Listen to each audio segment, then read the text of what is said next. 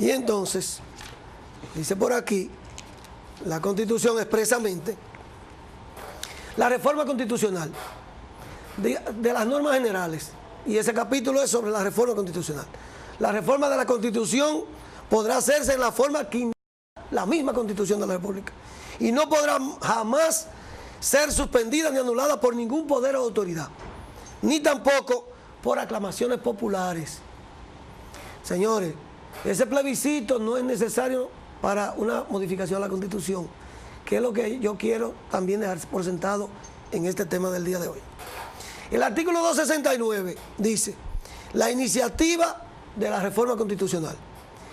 Esta Constitución podrá ser reformada si la proposición de reforma se presenta en el Congreso Nacional con el apoyo de las 2/3 partes de los miembros de una u otra Cámara. Me explico. Las 2/3 partes de los miembros de una u otra Cámara. Sometida, o si es sometida por el Poder Ejecutivo, pero siempre con la 1/3 parte de los miembros de una u otra Cámara. Ahí hay una ambivalencia de la Constitución, porque más adelante vamos a ver. Ahí parecería que podría ser con la aprobación de una u de otra. Y si estamos en la Asamblea Nacional, no puede haber. Es por las 2/3 partes de los miembros de los diputados, que serían 61 diputados y 11 senadores. Más o menos. Eso sería, en principio, dicho así de manera general. El 270 habla de la convocatoria a la Asamblea Revisora. Y aquí quiero explicar otra cosa. Para reformar la Constitución, primero hay que aprobar una ley, que debe aprobarla la Asamblea Nacional como Asamblea Revisora. Y eso es una característica especial para una reforma constitucional. Fíjense que hay que someter una ley aprobada por ambas cámaras como Asamblea Revisora para entonces someter el proyecto de ley que reforme lo que usted quiera reformar de la Constitución. Creo que eso queda bastante claro, pero le voy a leer el artículo 270 de la Constitución cuando la Asamblea Nacional está actuando como Asamblea Revisora. Dice el 270, convocatoria Asamblea Nacional Revisora. La necesidad de la reforma constitucional se declarará por una ley de convocatoria. Una ley que no podrá ser observada por el Poder Ejecutivo, ordenará la reunión de la Asamblea Nacional Revisora, como Asamblea Nacional Revisora. Contendrá el objeto de la reforma, o sea, por qué usted quiere y qué usted quiere reformar, e indicará el o los artículos de la Constitución sobre los cuales versará la reforma constitucional. Entonces, fíjense, hay que aprobar primero que se va a reformar, que se va a someter la reforma constitucional por una ley que va a ser enviada al Poder Ejecutivo, pero que el Poder Ejecutivo jamás podrá devolverla sin aprobarla. Eso es bueno que se sepa. El artículo 271, entonces, una vez se haya constituido la Asamblea Nacional como Asamblea Revisora y haya aprobado de forma constitucional y diga, en este caso, tendrá que decir que va a modificar el artículo 124 de la Constitución, que es el que le prohíbe al presidente de la República de reelegirse. Si nada más ese artículo, entonces ese día va a aprobar esa ley que va a ser modificada, la Constitución se va a someter para modificación. Y que lo que pretenden modificar es el artículo 124, para que en vez de decir que no se podrá reelegir consecutivamente, que se podrá elegir por 2 periodos, por lo que ellos aprueben, entonces, en la reforma. Entonces, nos dice el artículo 271, ¿cuál es el quórum de esa Asamblea Nacional Revisora ya en una segunda convocatoria, ya para aprobar la reforma constitucional? Y nos dice que debe ser con la presencia de la mitad de los miembros de cada una de las cámaras. Por eso yo le decía que había una ambivalencia en lo que decía el artículo, creo, 112 o 120, no lo recuerdo ahora, porque decía de una u otra cámara. No. Cuando hay Asamblea Revisora, están las 2 cámaras en conjunto y tiene que ser, y ya lo dice el artículo 271, y lo aclara, que es por la mitad más uno de cada una de las cámaras legislativas, de la Cámara de Diputados y la Cámara de Senadores. En este caso, aquí, que sería más de la mitad de los miembros, por la presencia de más de la mitad, o sea, la mitad más uno, ¿verdad? Ese es el quórum para que esa reunión se pueda seguir. Miren algo que les quiero explicar. Una cosa es quórum para sesionar en una asamblea y otra cosa es quórum para aprobar.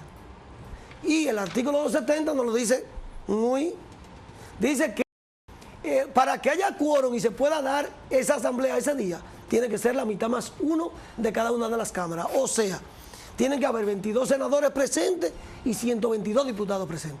Entonces ahí puede decir y declarar el presidente que hay quórum para hacer entonces la revisión de la Constitución y ver si se aprueba una reforma.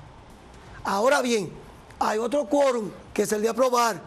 Sus decisiones ese día, una vez comenzada esa asamblea, se tomarán por la mayoría de las 2/3 partes de los votos.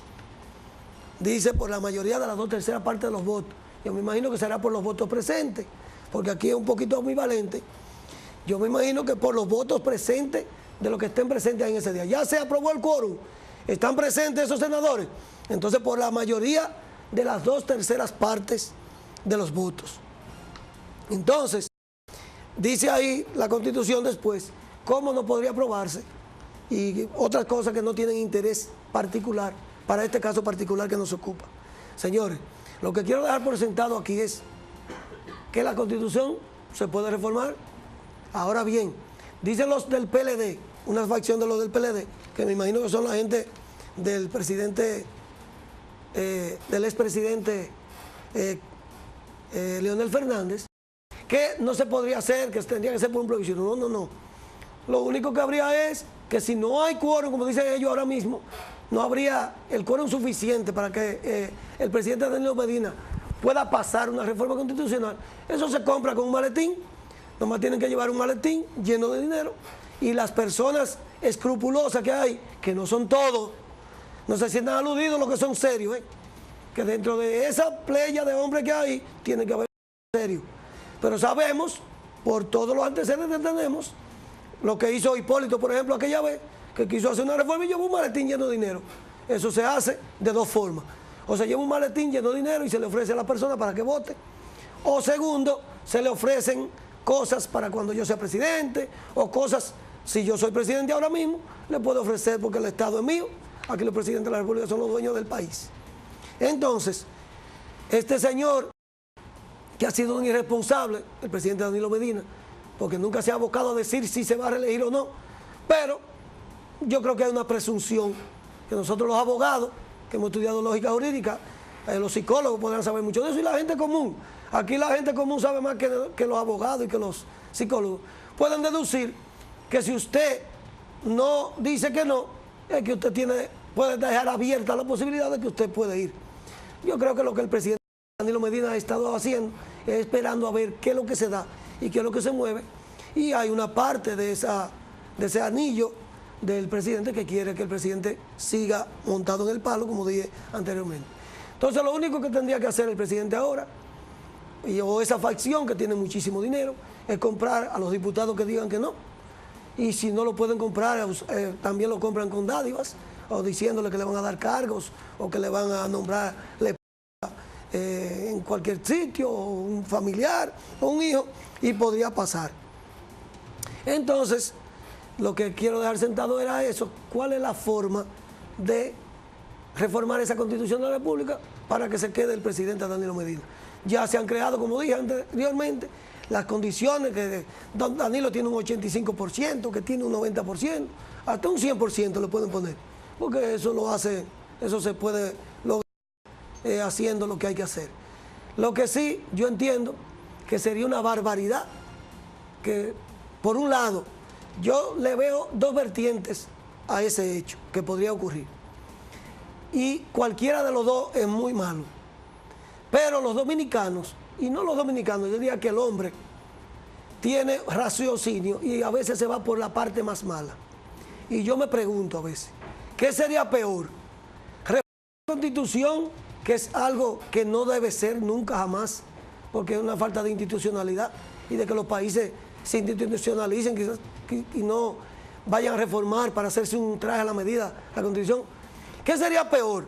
¿Reformar la Constitución para darle paso a ver si Medina gana otra vez? ¿O darle paso y dar la puerta abierta al doctor Leonel Fernández? A ese monstruo que podía tener la posibilidad de entonces ganar otra vez las elecciones y gobernar por 4 años, sabiendo el pueblo dominicano lo que le espera con un posible gobierno de Leonel Fernández. Las dos cosas son malas, pero la gente puede hacer, y los diputados y los senadores, porque son personas que puedan decir o dirimir o ponerse a pensar qué podría ser más malo de las dos cosas. Porque miren, es malo reformar la Constitución para darle paso y hacerse un traje a la medida a Danilo Medina, pero peor sería también dejar abierta la posibilidad, que es más, no que él no tiene la posibilidad si Danilo se reelige, porque él podría ganar las elecciones primarias del Partido de la Liberación Dominicana, pero se le haría muy difícil, muy difícil. Entonces sería una manera de cerrarle el camino al doctor Leonel Fernández, que eso sería una gran cosa en este país, pero también sería una falta de institucionalidad aprobar una reforma para que Danilo pudiera. Eso va a ser algo que se va a discutir, que va a dar mucha agua de beber, que muchos estadistas y muchas personas van a hablar de eso, y muchos profesionales del derecho, y los diputados y los senadores van a llevar la mejor parte, porque yo soy de los que creo que el presidente Medina podría decir mañana que no se va a postular, pero la intención es de reformar la Constitución y de volver a un nuevo periodo presidencial. Muchas gracias y buenas tardes.